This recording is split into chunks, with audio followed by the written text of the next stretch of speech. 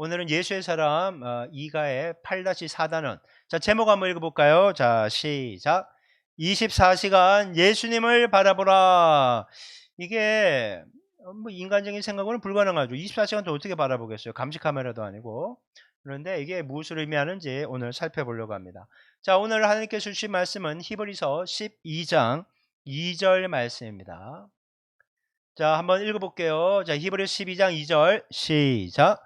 믿음의 주요 또 온전케 하시는 이인 예수를 바라보자. 그는 그 앞에 있는 기쁨을 위하여 십자가를 참으사 부끄러움을 개의치 아니하시더니 하나님 보좌 우편에 앉으셨느니라. 아멘.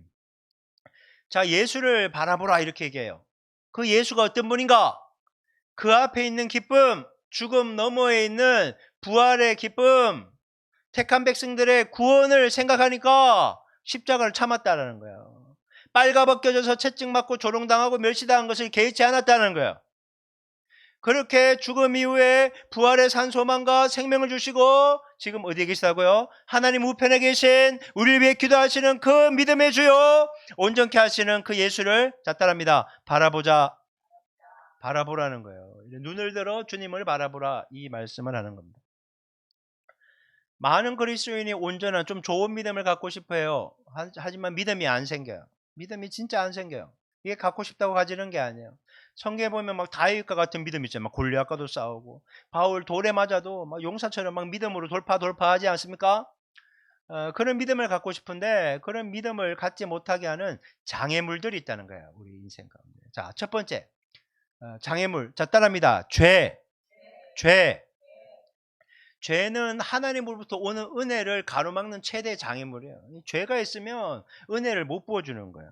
쉽게 말해서 이 컵에 똥이 조금 묻어 있어요. 아무리 1.5리터 뭐 비싼 뭐 에비앙이라든지 좋은 음료수를 갖고 있어도요. 똥이 묻어 있으면 여기 부어줍니까?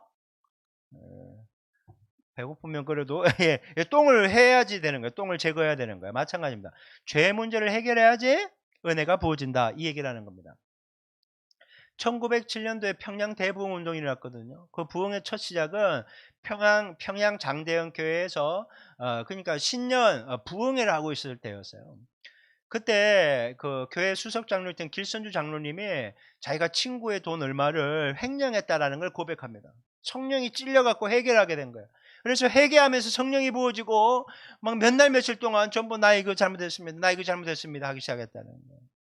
혹시 성령이 오늘 우리 가운데 임해서 해결을 했는데 막 시작되는 거예요. 나 뭐 했고 나 뭐 했고 나 뭐 했고. 과거 나오면 겁나게 되는 거죠. 여러분 그런 일이 비일비재하게 나왔다는 거예요. 그래서 여러분 평양 대부흥은요. 회개 운동부터 시작되었다라는 거예요. 여러분 믿음이 충만해져서 믿음이 나를 온전히 사로잡은 게 성령 충만 아닙니까? 그렇게 되려면요. 이 죄 문제가 해결되지 않으면 절대 믿음이 생기지도 않는다라는 겁니다. 자, 두 번째. 자, 부정적 자아상과 상처. 한번 따라 읽어볼까요? 부정적 자아상과 상처. 나 못난 놈으로 보는 거예요. 나 같은 사람이 뭐 이거 있잖아요. 그 다음에 과거에 상처가 많으면요. 이게 찢기고 상한 게 있다 보니까 삐뚤어진다라는 거예요. 믿음은 어디에서 난다고 했죠? 하나님 말씀을 들으면서 난다고 했잖아요. 근데 부정적인 생각과 부정적인 태도를 가진 사람은 말씀이 고지고대로 안 들려요. 하면 아로 받아야 되는데 아를 나를 넣어 막 이렇게 받아들이는 거예요. 이렇게 상처가 많고 부정적인 사람은 아무리 뭔가를 말씀을 심어줘도 제대로 못 받는다는 거예요. 그리고 계속 이렇게 얘기해요. 너는 왜 이것밖에 못하냐? 너는 왜 하는 짓이 그 모양이냐? 아니, 차라리 그럴 바에 때려치우고 나가 죽어라. 이렇게 얘기하는 사람들이에요. 자기가 부정적이다 보니까 부정적인 게 나오더라는 것입니다. 이러한 것을 계속 얘기하고 듣다 보면요. 무너진다는 거예요. 믿음의 장벽이 생기는 거예요. 얘가 그런 거 있잖아요. 육신의 아버지로부터 학대를 받고 사랑하고 존중받지 못한 사람은 하나님을 아버지라 부르기가 너무 힘들더라는 거예요. 육신의 아버지를 가 하나님을 투영하는 하나의 그릇이거든요. 그래서 아버지가 반듯하게 하나님의 사랑과 공의처럼 아버지가 무조건 사랑으로 품어주는 게 아니라 공의로움이 있어야 되는 거거든요. 그게 필요한데 그게 안 되는 경우가 너무나 많다는 거예요. 한국의 그 아버지의 정서라는 게 좀 예전에 보수적이었잖아요. 요즘에는 많이 오픈되어 있다고 하지만 그러다 보니까 아버지가 두렵고 가까이 하지 못하는 존재다 보니까 하나님 아버지도 유대인들처럼 청천 저 멀리 계신 분으로 가까이 다가지도 못하고 그런 분들이 아직도 있는 것을 보게 돼요. 되게 안타까운 거죠. 자, 세 번째, 세상의 가치관. 한번 따라해보면 세상의 가치관. 그러니까 내가 생각하고 판단하고 행동하는 것이 굉장히 인간적이라는 거예요. 세속적이라는 거예요. 여러분, 불신앙적인 생각과 가치관에 사로잡혀 있으면서 교회 생활하는 사람이 되게 많아요. 설교 들을 때는 그때 오케이 하는데 안 바뀌어요. 사랑해야 됩니다. 다른 사람을 섬겨야 됩니다. 왜 내 돈 가지고 내가 쓰는데 왜 다른 사람을 사랑하고 섬겨야 돼? 이런 식으로 나온다니까요. 세상의 가치관을 그대로 가지고 있는 거예요. 그리고 하나님을 믿고 따르고 의지하라고 그러는데 야, 돈이 최고야. 야, 좋은 학교부터 가. 이렇게 얘기하는 거예요. 주님이 인도하시는 학교, 주님이 인도하시는 직장이 아니라 야, 월급 많이 주고 안정적이고 알아주고 복지 좋고 많이 쉬고 그런 데로 가라는 거예요. 그게 아닙니다. 그게 인간적인 생각이라는 거예요. 많이 기도하시고 정말 주님의 선하신 인도하심을 따라가서 정말 주님이 원하시는 그 자리에 있는 것이 여러분 가장 복되고 여러분 진짜 그리스도인이 있어야 되는 자리인 것입니다. 자, 거룩하게 사는 것보다 불법과 편법을 이용해서라도 성공하는 것을 중요하게 여기는 사람들이 있어요. 세상이 많은 사람들이 그래요. 근데 교회 다니는 사람들도 그렇다는 거예요. 그리고 주님과 교제하고 예배하고 말씀 듣고 하는 것보다 그냥 뭐 스마트폰에 나오는 거 그거 즐기는 게 너무 많다는 거예요. 뭐 예배 맨날 드리는 거 뭐 오늘 뭐 놀러 가지 이렇게. 뭐 맨날 하는 거 뭐 오늘 좀 쉬지 뭐 이런 식으로 나오는 거예요. 벌써 그런 말이 나온다는 것은 주님과 관계가 소원해지고 있다는 걸 알아야 돼요. 이번 한 번만은 없어요. 그 이번 한 번만에 마귀가 틈타는 것이고 그 이번 한 번만에 주님이 주신 은혜는 없다라는 것입니다. 여러분 날마다 우선순위에 예배를 둘 수 있게 바랍니다. 여러분 기회가 있을 때마다 주님께 기도하실 수 있게 바랍니다. 여러분 내가 주님과 친밀한 관계 가운데 사는 것이 삶의 우선순위와 목표가 될 수 있어야 되는 거예요. 뭐 바빠 뭐 논의를 바쁘고 일하느라 바쁘고 공부하느라 바쁘고 오케이. 그래도 주님을 놓치면 안 되는 거예요. 주님하고 친한 관계 속에서 공부하시고 주님과 친하면서 일하시고 주님과 친하면서 놀러도 가라는 거예요. 근데 주님 빼놓고 다 하는 게 문제라는 것입니다. 여러분 절대 주님을 놓치지 마시기 바랍니다. 자, 예수님에 대한 믿음이 없었어요. 아들은 목사 안수식을 받아요. 신앙을 해갖고 목사 안수식을 받는데 믿음이 없는 아버지가 딱 목사 안수 한다니까 갔어요. 근데 이 찬양을 부른 거예요. 주 예수보다 더 귀한 것은 없네. 근데 후렴 가서 세상 즐거움 다 버리고 세상 자랑 다 버렸네. 막 사람들이 부르는데 그때 아버지가 막 울기 시작한 거예요. 그래서 딸이 물었어요. 아빠 왜 이렇게 우냐고 왜 이렇게 서럽게 우냐고 그랬더니 아버지가 얘기하는 거야. 내가 아까 들어보니까 세상 즐거움 다 버리고 세상 자랑 다 버린다고 하는데 야 아들이 목사가 돼서 그렇게 목회의 길로 가면 즐거움도 버리고 자랑도 다 버려야 되니까 이 고난과 힘든 길인가 보다 하면서 막 울었다는 거예요. 근데 딸이 옆에서 위로해 주면서 아빠 저건 찬송만 그런가 봐. 다른 사람들 얼굴 보니까 다 세상 즐거움 자랑 다 쫓아가는 것 같아. 이렇게 얘기했다는 거예요. 찬양은 다 해요. 주 예수보다 귀한 것 없다고 하면서 내 새끼 건들지 마세요. 이렇게 나오기 시작하는 거예요. 이번에 이렇게 해주셔야 됩니다. 이번에 합격시켜줘야 되고 여기 열어줘야 되고 아니 내가 뭐 맨날 기도하는 것도 아니고 이번은 좀 해달라고 내가 주님을 위해서 얼마나 헌신했냐고. 한 게 없으면 이제 또 쇼부를 쳐야 되는 딜을 해야 되는 거죠. 주님 이번에 애만 합격시켜준다면 내가 100만 원 헌금하겠습니다. 뭐 이런 식으로 나와요. 이번에 합격시켜줄 줄 믿고 20일을 단일 기여도 작정! 또 하는 거예요. 그리고 1,000문제 드리겠다면서 또 오고 막 하는 거예요. 그게 무조건 다 잘못됐다는 게 아니라 그 왜 하는지 보라는 거예요. 그 하나님하고 쇼 붙이는 거 아닐까요? 딜하는 거 아닐까요? 여러분 자기 즐길 거 다 즐겨요. 즐기지 말라는 건 아닌데 정말 소중한 게 예수냐 한번 생각해 보라는 거예요. 정말 소중한 게 예수냐. 소중하면 소중한 분하고 시간을 보낼 텐데 시간을 잘 안 보내. 스마트폰은 나의 친구요. 스마트폰이 인도하는 대로 나는 따라갈 것이요.